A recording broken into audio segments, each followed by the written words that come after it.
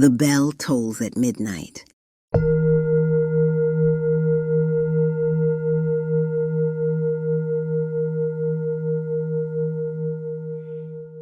Greetings. I'd like to welcome all of my midnight marauders. Come on in, get comfy, and lend me your imagination. Sometimes praying for someone for a more positive outcome is a blessing. But pretending to ask God to grant them grace while quietly working on their downfall is, in fact, the real work of the devil. I resume this midnight tale with our third entry, Sista Sable Sinclair and the Glorified Curse. Part 3, Sable's Wickedly Glorified Checkmate. Sable found herself sitting on the couch next to the 1950-style end table, the old-fashioned table lamp with the feather frillies around the bottom of the lampshade exuding a dim light for what felt like an eternity. Sable was baffled at the surprise appearance of Miss Jacqueline Belladonna, who seemed to have left what was being perceived by Sable as a strange warning of a watcher in the neighborhood. Sable tried to rationalize this announcement to herself in her mind, thinking, a lot of neighborhoods have a neighborhood watch program set up for their protection and surrounding awareness of who's who. But Sable couldn't help feeling some sort of dread about how homeboy Thelma was up sleepwalking, and just how Studnificent ended up in her house with her head resting on the kitchen table sound asleep, and no one else's house on this particular street. Sable became pissed off at the sheer arrogance of Miss Belladonna, showing up at 3 a.m., but realized it had to be because she was well aware that mannish Thelma had been sleepwalking and was somewhere inside of the dwelling. The more Sable thought about the strange occurrences beginning to take place, the more uncomfortable she began to feel.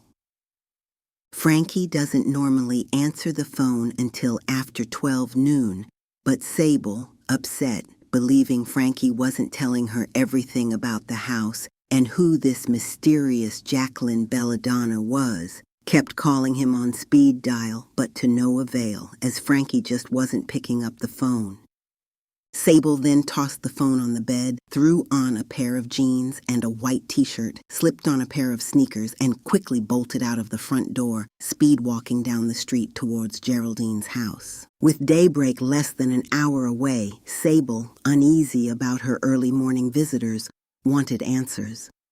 She walked past Rhoda's house just in time enough to see her rat face duck out of the window.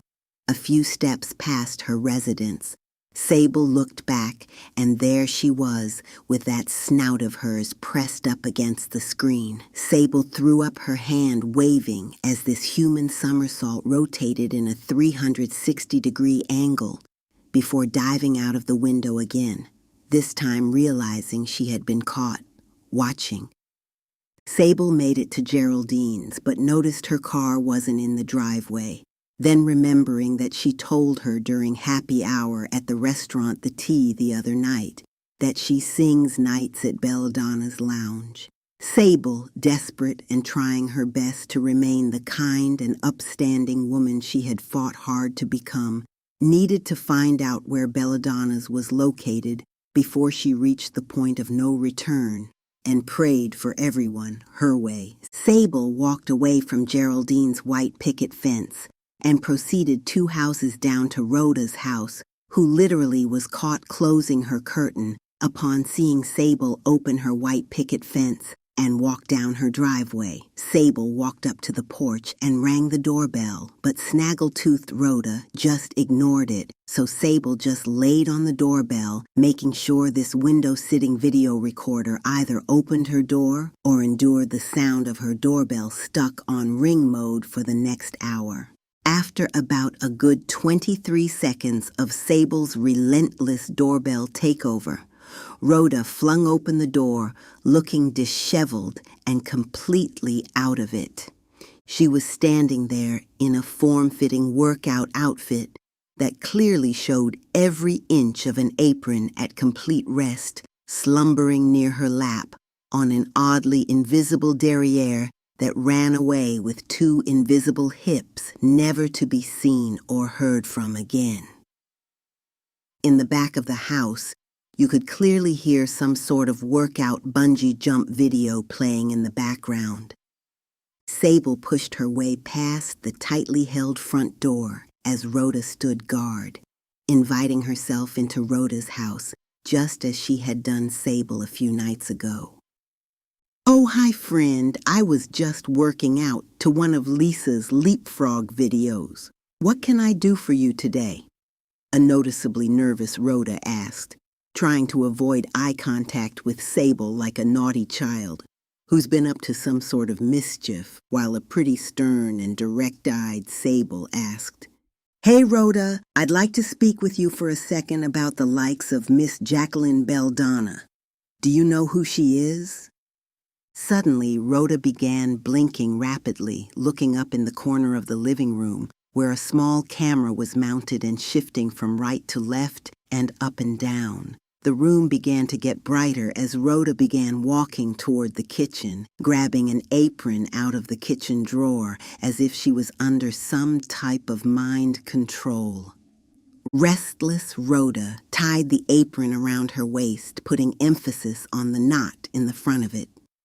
She then began wildly scooping flour into a mixing bowl, adding oil, cinnamon, and a variety of other ingredients, asking, "Have you tried the new snickerdoodle cookie recipe? I got it off of TikTok. I've tweaked it, and my family loves them. My family loves them. My family loves them." Just then, "I can outrun you, Rhoda," stood frozen in the kitchen, like an adult-sized robot that had just short-circuited. There was flour all over the place and oil on the countertops, cinnamon on the floor, and a blank stare in her eyes. Sable quietly asked, "Rhoda, are you all right?" But she just stood there frozen, holding a measuring cup with flour smeared across her forehead. Sable slowly backed up and turned, avoiding this crooked tooth crash out, but noticed an envelope sitting next to the mixing bowl on the countertop. The name on it read, Jacqueline Belladonna, with "See you at church Sunday, dear." Sable snatched the envelope off of the counter while Rhoda was standing there like a zombie, drooling and zoned out. Sable then turned, sprinting out of the front door and back down the street to her house, and locking the front door, dead-bolting it behind her, saying to herself, "What in the whole fluck is going on? Did I really just witness that ish?" Sable, frustrated and ready to pop, suddenly heard the doorbell ringing, and I mean someone just lying on the doorbell.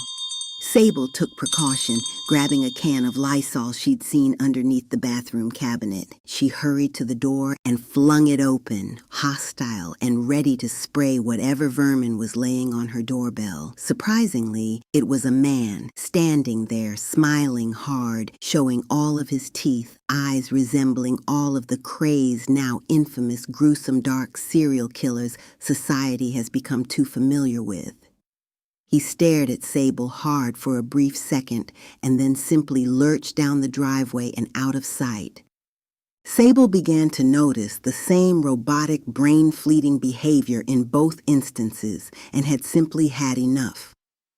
Sable remembered the envelope crumbled down in her pants pocket, took it out, and read the letter in its entirety. The letter caused Sable to snap, throwing hands like Cuba Gooding in that Boys in the Hood scene, then slamming the door, yelling to the top of her lungs, "That is it!" Sable decided to become what everyone wanted her to be, the old Sable, the thing that caused most of those who wronged her in the past to lie awake in their beds at night, afraid of what she might do to them or someone they love.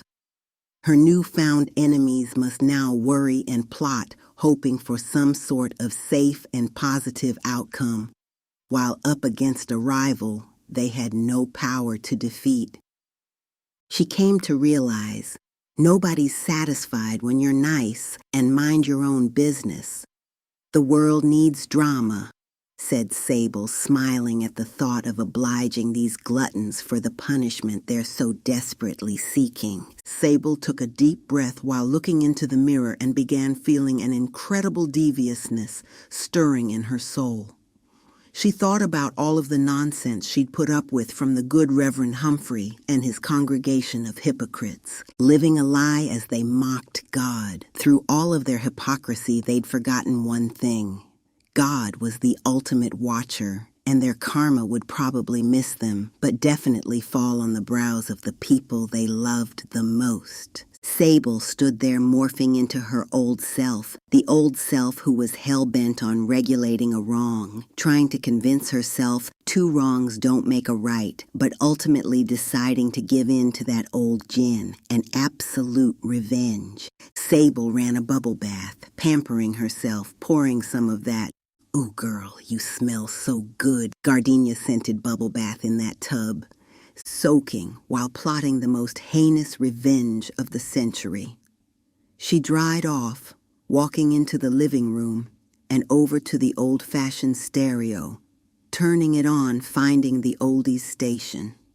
Aretha Franklin's Rock-Steady Baby was playing. Sable turned the volume knob, cranking it up to capacity while she danced back down the hallway towards the bathroom, snapping her fingers as she grooved to this throwback masterpiece. Sable, blessed with smooth, glistening cocoa brown skin, gave herself a soft, glowing facial treatment, resulting in the silkiest silky finish one could ever imagine.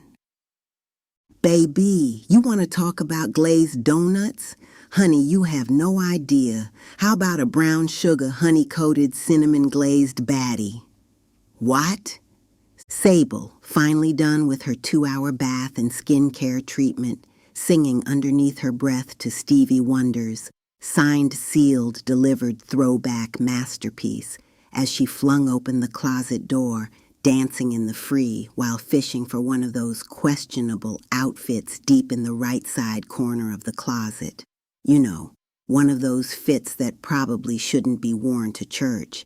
But that's just where Sable was heading. Because if it's one thing Sable knows to be true, sometimes if you're looking for the devil, you'll most certainly find him in church. Sable pulled the outfits out of the closet and was intrigued by the frilly tops and silky pants that seemed to match perfectly with the fashionable strappy heels that sat neatly in a row along the perimeter of the inside of the closet. Sable picked out a sleeveless silky silk red mini dress that hugged her curves, some black strappy heels with a black clutch to match. Sable pulled the top of her locks up in a ponytail and left the back down. She sat at her vanity table to apply her little to no makeup application. Quite frankly, Sable was already blessed in the beautiful skin department, and makeup couldn't even begin to do her justice, let alone show Sable's natural beauty up close. A little mascara and rosy cheeks with a red lip, and Sable was astonishing. She got dressed and stood in the full-length mirror, admiring that the old Sable was back. Yes, the old Sable, the one she tried to erase to scathe off that relentless gin, but provoking individuals forced her to allow the spirit of vengeance within her and welcome in its presence. She stood in awe at her obvious glow-up, checking out her beauty in this full-length mirror while dancing to an oldie but goodie 70s jam entitled Flowers by a throwback group called The Emotions, when out of nowhere Sable heard a deep laugh emanating from underneath the bed. Sable looked in the mirror as the reflection showed underneath the bed, and there it was, that dark and sinister djinn, eyes aflame, teeth pronounced, lying under the bed, laughing at Sable's certain thirst for revenge. Sable's eyes turned black as she walked over to the bed, squatted down and rubbed the side of the djinn's face caressingly, saying, "Hello there, old friend." The djinn gave a malevolent exhale, grinned sharply, then vanished as Sable stood with fire in her eyes and malice in her heart. She grabbed a bottle of one of her favorite perfumes, Clean Reserve Caramel Swirl, from off of the vanity table, sprayed it all over her body, grabbed her clutch, and walked out the front door, locking it behind her as she strutted down the driveway to the Uber she'd called, now parked, in the front of the house, waiting. It was Sunday afternoon and everyone was at Glory Hallelujah Baptist Church, the same church Geraldine had told Sable that the entire community attended, including Rhoda, Thelma, and Ursula. However, they had no idea what awaited this unsuspecting congregation. Sable passed by a slow-moving tan sedan, looked inside, and there sat Thelma in the passenger seat. Driving the car was the smiling Zone Out that knocked on Sable's door earlier. Thelma's nose rose like Christ on Resurrection Day, taking up her entire face underneath her unflattering, vision-saving bifocals. Sable made it to the church just as Thelma and her husband arrived, eyes focused and staring at Sable, watching her every move as she got out of the back seat of the Uber. Sable dressed to the nines, looking as if she's attending happy hour, causing a traffic jam as the good deacon Mr. Thread's eyes swung sideways so fast towards Sable while trying to park that he damn near had a 4-car collision pile up right there in the church parking lot. Suddenly, swearing could be heard, an embarrassing, loud, and hilarious all-out brawl erupting as Brother Heathcliff Arbuckle was trying to wave off the pounding from an angry and jealous Gertrude Arbuckle swinging her heavy purse upside his head for bucking his eyes in Sable's direction. As soon as Sable hit the door, it was like imaginary theme music began playing out of nowhere as she strutted down the aisle in her short mini-skirt, her hands loosely swung at her hips as she comfortably held the corner of her black clutch between 2 fingers as she kept focus on the owner of the church, the good Reverend, Mr. Elias Belladonna. Sable passed by all of the church members, young and old. Each sat quietly, eyes bucked, watching her walk towards the front of the church, up to the pulpit. Little kids and teenagers whispering underneath their breath to the parents asking, "Who is that?" as their mortified, insecure moms shushed them, side-eyeing their husbands, looking at them with squinted-eyed paranoia, causing them to turn away, scared to engage Sable's remarkable beauty on the count of trying to scathe off their potential fate of a heavy purse resulting in certain head trauma. However, Sable was only there to give them exactly what they wanted, a good long look in the mirror, and then delete them altogether. There sat the high and mighty Jacqueline Belladonna, who just happened to be First Lady of the church, glaring at Sable. And so it began. The whole congregation stood as the good Reverend Elias Belladonna welcomed the congregation, saying, "So nice to have the entire congregation in attendance. You may be seated." Everyone took a seat except Sable, who stood there staring at the good Reverend. Sable felt a hand cuddle her shoulder. She briefly broke eye contact with the Reverend, and there, a distinctive claw slid over her shoulder, whispering in her ear, "Say it now." Sable sat her clutch down on the front pew while the congregation stared in disbelief as she began to call out all the names of the men she'd seen in the ladies' bathroom facility at the after-hours club called the T, on the wall with expletives and other degrading rubbish plastered there. Sable yelled aloud. These men, or church deviants describe them better, frequent the T, the restaurant that after hours turns into a white shirt party that Geraldine had taken me to for daytime drinks. Geraldine stopped going to the restaurant at night on the count of about 40% of the men sitting here today, including Thelma's husband, the smiling Zone Out, still frequent the place, filled with a very young working female crowd. Suddenly, all of the women began swinging at their husbands, purses flying, curse words hurled like being at a Glorilla concert. Most of the men tried to use the excuse that they supposedly would only attend the party to purchase cheaper drinks in this secret VIP after-hours party room, which was located in a much darker, lower-level, secluded part of the establishment. Suddenly, the good Reverend stood up and motioned to security to roughhouse Sable and remove her from the church as Jacqueline Belladonna sat cursing underneath her breath. Rhoda sat quietly, cowering, her tiny, close-set black eyes squinting through her bifocals. No sooner than church security stood up, they disappeared, leaving nothing but their clothing as they hit the floor.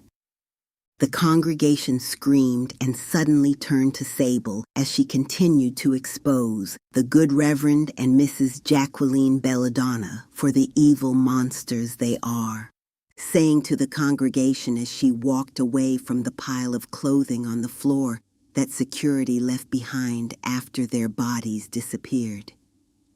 You see, they are not just the pastor and first lady of Glory Hallelujah Baptist Church. They're a couple of low-down, dirty child snatchers, and truth be told, hypnotizing monsters who own the community, putting security cameras in the homes to watch everything and everyone around the clock. I wondered how Mrs. Belladonna knew Thelma had slept, walked to my house last week, showing up saying she knew everything about everyone, then saying there's a neighborhood watcher as she laughed, blowing her nasty cigar smoke in my face as she walked away. Well, Mrs. Belladonna, what do you have to say for yourself?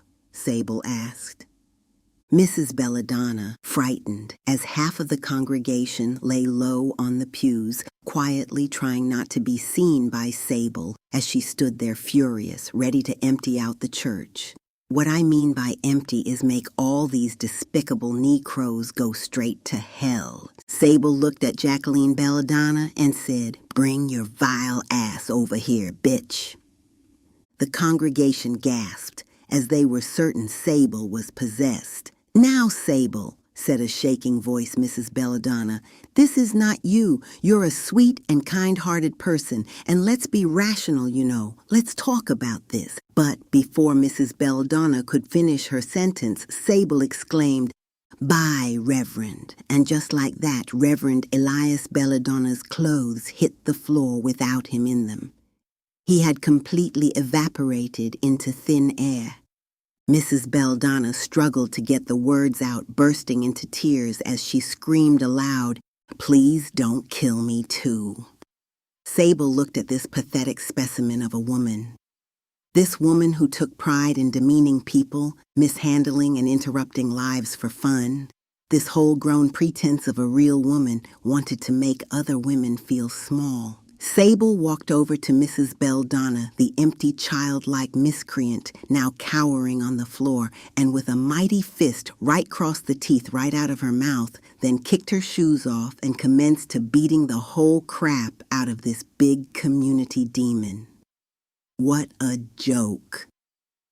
Sable shook her head as she walked away from a bloody, busted-up Jacqueline Belladonna, saying, "I'll give you one more chance to tell the congregation what you did, all right?" Mrs. Belladonna quickly started stuttering, spitting out the teeth that Sable had knocked out, saying, as little girls, almost every one of the women who came to live on this street had been trafficked by the Reverend and I.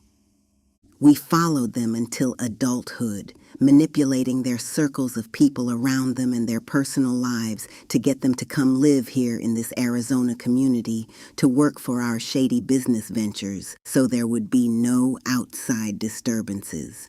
The club, the T, is our biggest cash cow, but Geraldine wanted no part of it. Mrs. Belladonna hung her head in fake shame as the rest of the church looked on in disgust. She continued saying, "Take Rhoda, for instance, raised in Arizona by a single mom. Through adolescence, she became this socially awkward human vacuum, producing an extreme lack of self-confidence. Now add to that equation emotional eating and self-paranoia, resulting in an unfulfilled, boring life. prompting her unusual obsession with anyone or anything less boring than herself. Mrs. Belladonna went on to say, no one would suspect that all of her desserts are made with the finest grade of a controlled substance, edibles, if you will, but Rhoda gets high on her own supply, which in fact warranted the erratic behavior you witnessed from her earlier. I had to put mind-altering lights in mounted cameras in the corners of her home just to calm her down at times, which was what you saw happening the day you visited her. I didn't see you retrieve the letter I'd sent to her. Rhoda could have placed it there on purpose. Rhoda looked over at poor Thelma, hoping to avoid Sable's wrath, but Sable wasn't done yet. Sable looked at Jacqueline Belladonna, whose eyes were now starting to turn black, puff and close shut, and said, "What about the stud muffin here?" Mrs. Belladonna looked at Thelma and said, "She was just an easy grab. Her mother didn't really fuss over her, if you know what I mean. She practically begged us to take her." Thelma was just made to follow suit to anything Rhoda did or said, and so we dubbed them the Empties, like Geraldine said, empty as a hollow shell. "Let's hear about Geraldine and Frankie, your son and daughter." Mrs. Belladonna's mouth dropped open, and she couldn't get the words to come out. Then crying aloud, saying, "I haven't heard from them in days." Tears streaming down her face, realizing what had possibly happened to them. Sable laughed a guttural laugh, saying, "Because they're gone, Mrs. Belladonna. I've prayed away your sick little helpers." Mrs. Belladonna laid out on the church carpet, screaming to the top of her lungs, begging God for help, the same God she mocked while hiding behind this corrupt beard of a church, similar to Thelma's union. "Oh, Frankie really had me fooled," Sable teased while walking down the church aisle as the people hugged their children tight. "Live in my house, Sable," he said. "Geraldine, the perfect neighbor, taking me shopping and all. I should have known something was up with all the gowns and clothes in my size back at that house." Mrs. Belladonna's name in the Bible, with the name of Glory Hallelujah Church written on it. The clues were right there. They just didn't think I had the power to take revenge. Sorry for your misconception of me. Sable stared into the crowd, eyes blood red with fury as the church sat silent. Sable whispered to herself, and all of a sudden, the men who perversely attended the white shirt after hour girl parties at the tea club vanished, leaving nothing but their suits crumpled on the floor. The women and children screamed, but not Thelma, go figure. Sable laughed and continued by saying Frankie wanted no part of this. Once he'd seen the gin in the rearview mirror sitting in the back seat of his car, neither did Geraldine at the breakfast eatery. I'm sure they both discussed what they'd seen in their cars following me and backed out. Sable was looking around the church as Mrs. Belladonna still sprawled out on the floor like the good Reverend Josiah Humphrey back in Alabama. But at least she's still breathing for now. Sable continued saying, "It dawned on me that the gin was actually protecting me from the evil Bible-reading hypocrites, once again mocking God, knowing they were deceiving people, and that the truth of the matter is," Sable screamed, "You're the monsters! And my kindness has worn out its welcome, because despite the fact of you wolves moonlighting in sheep's clothing, I'm here to stay." Sable whispered towards the congregation, emptying the pews, leaving nothing but clothing behind in her wake as she grinned the most mouth-wateringly delicious chef's kiss of a "fluck you" to all, while stating, "Not even hell has a fury like a woman scorned." Sable laughed while strutting out of the empty church, with her head held high and a powerful secret wrapped around her little finger.